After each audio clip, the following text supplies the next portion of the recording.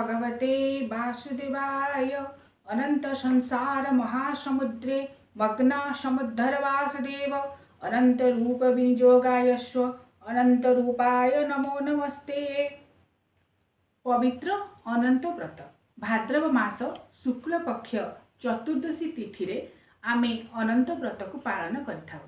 प्रभु श्री अनंत जहाँकर आदि नहीं कि अंत नहीं, से अनंत भगवान व्रत रे आमे श्रीमनारायण विष्णु जहाँ को स्वयं अनंत बोली पुराण शास्त्र मानक वर्णना करा जाइछि तांकु स्वतंत्र भाव में पूजा करिथाउ। तेबे अनंत व्रतर पूजा किपरि भाव में पालन करिबा, तार विधि कौन रही, संपूर्ण पूजा विधि संपर्क में आसतु जानिबा। पवित्र भाद्रव शुक्ल चतुर्दशी तिथि रे जेतेबेले आमे अनंत व्रत को पालन करिथाउ सेतेबेले मनरे प्रश्न उठे काहांकु पूजा करिबा। कारण आमर शास्त्र पुराण मानकरे आमर श्रीमनारायण विष्णु को मध्य अनंत कहा जाइछि एवं तांकर अंश विशेष भाव रे जे स्वयं शेषनाग तांकु मध्य अनंत स्वरूप बोली कहा जाइछि। जे धरणी को धारण करिसेंती स्वयं धरणीधर भाव रे संकर्षण नमस्तेस्तु त्राहि मां धरणीधर। तेणु अनेक लोक मनरे प्रश्न उठे काहांकु प्रकृति रे आमे पूजा करिबा। महाप्रभु श्री जगन्नाथ जे श्रीमनारायण विष्णु स्वरूप तांकु पूजा करिबा अनंत व्रत रे ना तांकर जे एक एवं अभिन्न भाव रे विद्यमान अछंती प्रभु श्री कामपाल बलभद्र स्वयं शेषनाग स्वरूप अनंत स्वरूप तांकु पूजा करिबा। तेबे दर्शक बंधु एठारे मु कहि रखे उभय हेउछंती एक एवं अभिन्न, जे हरि से मध्य हर। सेहीपरि श्रीमनारायण विष्णु एवं शेषनाग अनंत सेमाने मध्य एक एवं अभिन्न। सेथिपाई अनंत व्रत रे श्रीमनारायण विष्णुंकर पूजा प्रथम प्राधान्य दिया जाए एवं तांको सहित अनंत शेषनाग सर्पाकृति कुंडली भाव रे जे विद्यमान थांती तांकु मध्य सेही दिन पंचोपचार विधि रे पूजा करा जाए।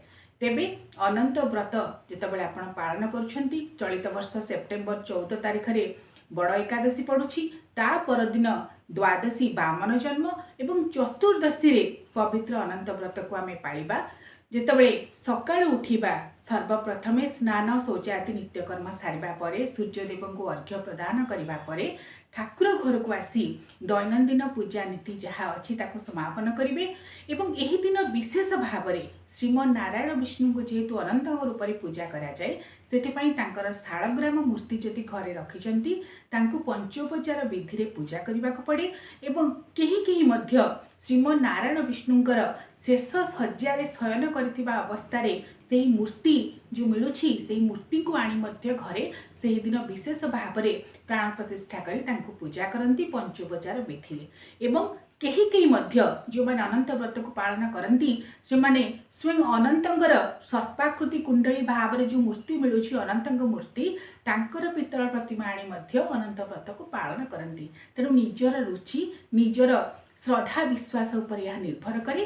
तेबे सर्वोपरि घर मानक आमे साधारणतः श्रीमनारायण विष्णुंकर शालग्राम को एही दिन अनंत व्रत रे पूजा करिथाउ। तांको पाखरे कुशरे चंदन रे सर्पाकृति अनंतंकर प्रतिमा बा चित्र आंकी थाउ। सेहीपरि भाव में अनंत व्रत को पालन करिथाउ। एवं एही दिनर जो विशेष तीनोटी द्रव्य रही जे कुश दौड़ी, कारण कुश दौड़ी को अनंत स्वरूप भाव में विवेचना करा जाए। कारण आमे जानिचे शेष शय्यारे जी स्वयं श्रीमनारायण विष्णु शयन करिथांती क्षीरसागर क्षीर समुद्र मध्य से कुंडलीकृत शय्या जहाँ को कुश दौड़ी भाव में व्यवहार करा जाए अनंत बा शेषनाग रूप एवं तांको सहित श्रीमनारायण विष्णु को पूजा करा जाए।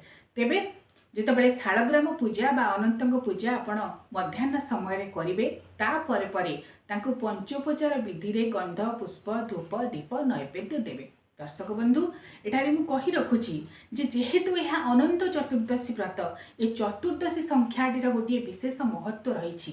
कारण यही चतुर्दशी अनंत चतुर्दशी दिन 14टी फूल 14टी फल 14टी पत्र एवं 14टी भोग 14 प्रकार व्यंजन जेते सब आपण प्रभु अनंत उद्देश्य समर्पण करेंगे तार संख्या हूँ 14।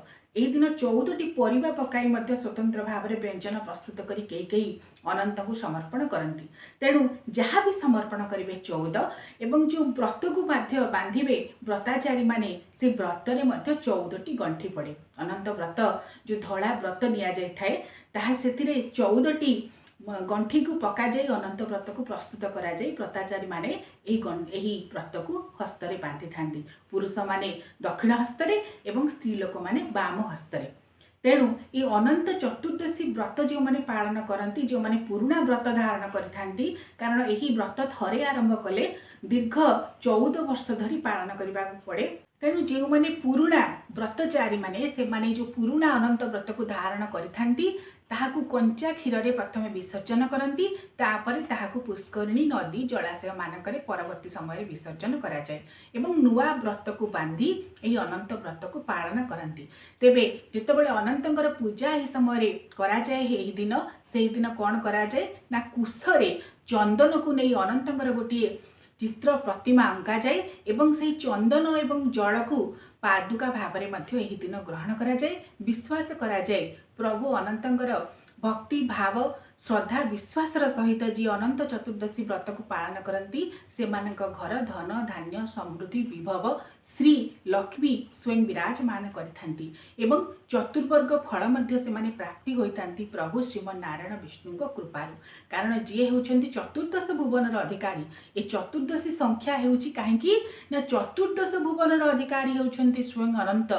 ଆମର ଯେଉଁ ସପ୍ତ ଲୋକ ରହିଛି ଭୂ ଭୁବ ସ୍ୱହ ମହ ଜନ ତପ ସତ୍ୟ ଏବଂ ଯେଉଁ ସପ୍ତ ପାତାଳ ରହିଛି ଅତଳ ବିତଳ ସୁତଳ ପାତାଳ ତଳାତଳ ମହାତଳ ଏବଂ ରସାତଳ, ଏ ସପ୍ତ ଲୋକ ଏବଂ ସପ୍ତ ପାତାଳକୁ ମିଶାଇଲେ ଚତୁର୍ଦ୍ଦଶ ଭୁବନ ବୋଲି କୁହାଯାଏ ବା 14 ଭୁବନ ବୋଲି କୁହାଯାଏ।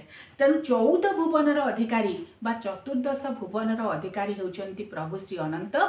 ସେଇଥିପାଇଁ ଏ ଚତୁର୍ଦ୍ଦଶୀ ସଂଖ୍ୟା ବା 14 ସଂଖ୍ୟାଟି ହେଉଛି ତାଙ୍କର ଅତୀବ ପ୍ରିୟ। ସେଥିପାଇଁ ଅନନ୍ତ ବ୍ରତ ଯେତେବେଳେ ଆପଣ ପାଳନ କରୁଛନ୍ତି, ବ୍ରତ ସୂତାରେ 14ଟି ଗଣ୍ଠି ଦେବେ, 14 ପ୍ରକାର ପତ୍ର ଫଳ ପୁଷ୍ପ ଏବଂ 14 ପ୍ରକାର ବ୍ୟଞ୍ଜନ, 14 ପ୍ରକାର ଫଳ ଭୋଗ ଯାହା ବି ଦେବେ ସେ ସଂଖ୍ୟା ହେଉଛି 14। ତେଣୁ ଅନନ୍ତ ବ୍ରତକୁ ଯେତେବେଳେ ମଧ୍ୟାହ୍ନ ସମୟରେ ପ୍ରଭୁ ଶ୍ରୀ ଅନନ୍ତଙ୍କର ପଞ୍ଚାମୃତରେ ସ୍ନାନ କରାଇ ପଞ୍ଚୋପଚାର ବିଧିରେ ଭୋଗ ଲଗାଇବେ, ବ୍ରତକୁ ବାନ୍ଧିବେ, ତାପରେ ଆରତ୍ରିକ କରିବେ ଏବଂ ସନ୍ଧ୍ୟା ସମୟରେ ପୁନର୍ବାର ପ୍ରଭୁ ଶ୍ରୀ ଅନନ୍ତଙ୍କ ଉଦ୍ଦେଶ୍ୟରେ ପୂଜା କରିବେ ପଞ୍ଚୋପଚାର ବିଧିରେ। ତାପରେ ଅନନ୍ତ ବ୍ରତ କଥାକୁ ଶୁଣିବେ ଏବଂ ଏହି ବ୍ରତ ସାଧାରଣତଃ ଭାଦ୍ରବ ଶୁକ୍ଳ ଚତୁର୍ଦ୍ଦଶୀର ସୂର୍ଯ୍ୟୋଦୟ ଠାରୁ ଆରମ୍ଭ କରି ତା ପରଦିନ ଅର୍ଥାତ୍ ପୂର୍ଣ୍ଣିମା ଦିନ, ଭାଦ୍ରବ ପୂର୍ଣ୍ଣିମା ବା ଭାଦ୍ରପଦ ପୂର୍ଣ୍ଣିମା ଯେଉଁଦିନ ଭାଗବତ ଜନ୍ମ ବୋଲି କୁହାଯାଏ, ଇନ୍ଦୁ ପୂର୍ଣ୍ଣିମା, ସେହି ଦିନର ସୂର୍ଯ୍ୟୋଦୟ ପର୍ଯ୍ୟନ୍ତ ଏହି ବ୍ରତ ରହିଥାଏ। ସୂର୍ଯ୍ୟୋଦୟ ପରେ ପ୍ରଭୁ ଶ୍ରୀମନ୍ନାରାୟଣ ବିଷ୍ଣୁଙ୍କ ଉଦ୍ଦେଶ୍ୟରେ ପୁନର୍ବାର ସ୍ନାନ ପରେ ପଞ୍ଚୋପଚାର ବିଧିରେ ପୂଜା ନୈବେଦ୍ୟ ସମର୍ପଣ କରି ଏହି ବ୍ରତକୁ ସମାପନ କରିବେ।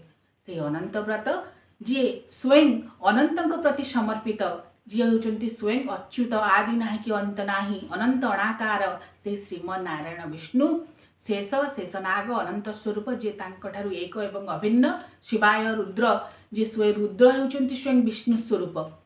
ତେଣୁ ତାଙ୍କ ଉଦ୍ଦେଶ୍ୟରେ ସମର୍ପିତ ଏ ପବିତ୍ର ବ୍ରତ, ସେହି ବ୍ରତକୁ ଯେଉଁମାନେ ପାଳନ କରନ୍ତି ନିଷ୍ଠାର ସହିତ ଏବଂ ବ୍ରତର କଥାର ମହିମାକୁ ଜାଣନ୍ତି, ସେମାନେ ନିଶ୍ଚିତ ଭାବରେ ପ୍ରଭୁଙ୍କର ଅପାର କରୁଣା ଲାଭ କରନ୍ତି। ସେହି ପବିତ୍ର ଅନନ୍ତ ବ୍ରତ ଅବସରରେ ଆପଣମାନଙ୍କୁ ଅନେକ ଅନେକ ଅଭିନନ୍ଦନ। ଓಂ ଶ୍ରୀ ଅନନ୍ତାୟ ନମଃ। ଓಂ ନମୋ ଭଗବତେ ବାସୁଦେବାୟ।